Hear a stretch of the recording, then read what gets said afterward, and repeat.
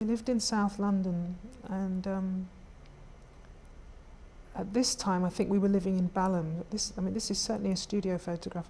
Later on we had lots of photographs taken in a place in Landor Road in Brixton, but I think this was in Balham. It's a nice photo, and it pleased me a lot to see her smiling, because she's now, quite ill with dementia, and she doesn't look anything like this anymore. So it's a nice photo to begin some recollections. The being of mixed race, having one black Caribbean parent, one white Welsh parent, and being the physical product. Being a very nice, my father was used to imply that I was a very acceptable, nice kind of brown colour, and that was better than being much, much darker. There'd be some times and some days where I felt as though I had no colour at all, and there are other days where I'd feel very, very conscious of being the only brown-skinned gal. And then there are other times where I feel quite bereft and alone. Class, because I went to a very middle-class school and was in the company of people who came from professional families rather. Sometimes I'd feel more conscious of just being different on that side rather than being of someone with a Caribbean father.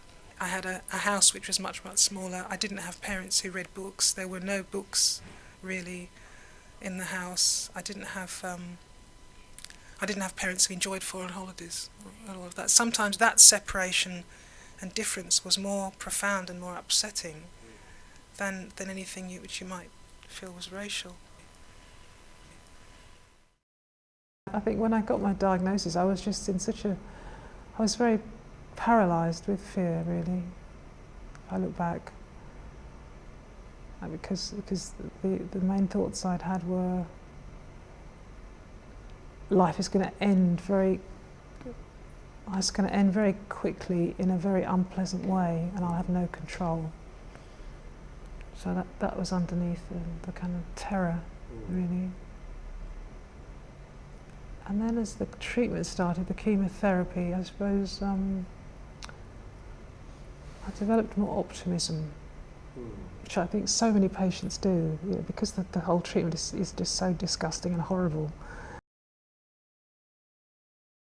I went to see an acupuncturist to see if she could help with some pain. I don't know, I think it was pain in my hip at the time or something. And she was quite interested in Chinese medicine, and she prescribed some herbs or something for me. But she also said that in Chinese medicine, the lungs are associated with tears, weeping. And that made me think about liquid or something on the lung, which is symbolic of the whole body just weeping and weeping and weeping. There just not being enough orifices to get rid of all these tears. And I was just thinking of, I lost my daughter. She was only 24, a very, very beautiful child, and all of the weeping and grief around that. And then my mother getting sick, having strokes, and then going into dementia, and then my father dying really unexpectedly in 2000. And I just thought maybe the body just could not cope with all this grief. There's just no way it could bear it, almost. And cancer has really changed the way I experience some things, most definitely. Yeah, especially the more I'm getting used to having to live with this illness and work with it. I can have intense highs, but also very intense lows. No, I think cancer definitely does make you live in a different way. I tried to reconnect with things that I used to not quite have time for because I was so busy, running a business. Yeah, there is this, not a compulsion in a way, but it's a sort of gentle yearning for things which are going to be meaningful, I suppose. Yeah. However, I do have space to watch daytime TV.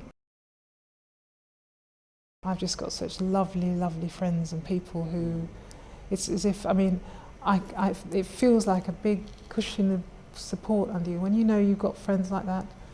And I realised I made the right decision to not tell hundreds and hundreds of people when I got my diagnosis. It was good to just try and a very small number, because once you tell people, in a way you start a sort of informal contract with each other, and they're very concerned about you. So you then become bound to keep them up to date with the progress. My sister-in-law, she's obviously very worried with her diagnosis, but she's made me promise that I'll always tell her if I'm having a very bad day, if I'm sick. I have another friend in Yorkshire who said sort of something the same. She said, Helen, I will want to see you when you don't feel like seeing anybody and you might not look very nice. She said, I still want to see you, so let me come and see you. So that's just fantastic. It's great. Really great, you know. I tell you, I've got someone looking after me, our ancestors or something very nice is happening. I tell you, it's unbelievable. I went to a tea dance at Covent Garden. Yeah, I went to a tea dance and I invited a friend actually. And I mean, my breathing wasn't quite as good as it is now, but I sat round and I knew how to waltz. It was one of the few steps I knew. And somebody just asked me to dance, so I thought, well, I'll have a go. And yeah, I got round. And in fact, that type of dance is not strenuous. It's possible to do that with a slightly limited lung capacity, I discovered. And because I was a great fan of that TV program, Strictly Come Dancing, which I thought was a lot of fun.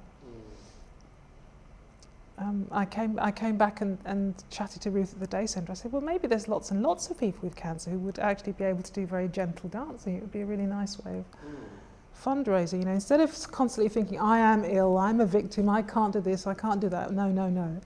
What about an environment where you can say, well, with the right sort of support and conditions and the right sort of things, we can do it, you know, it's possible to dance.